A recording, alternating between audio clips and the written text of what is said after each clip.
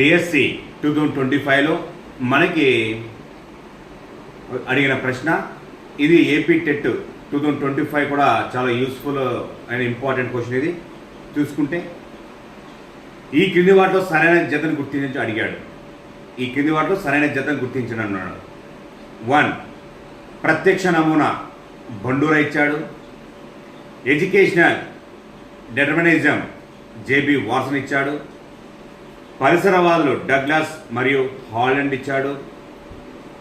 Heredity genius Francis garden ఇచ్చాడు.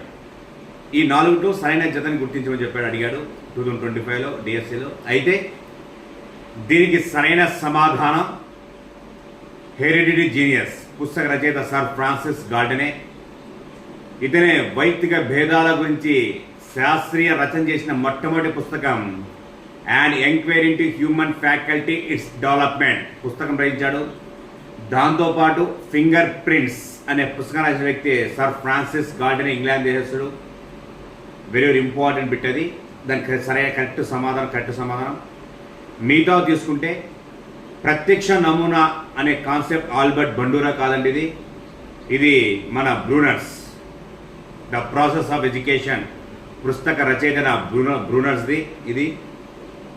Education డెటర్మినిజం అనేది JB Watson కాదు.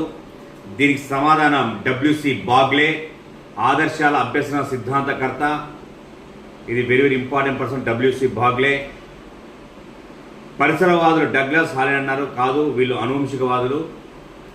ఈ క్వశ్చన్కి సరైన సమాధానం హెరిడిటీ జీనియస్ సంబంధించి సర్ ఫ్రాన్సిస్ గార్డెన్ అనేది సరైన సమాధానం స్టూడెంట్స్.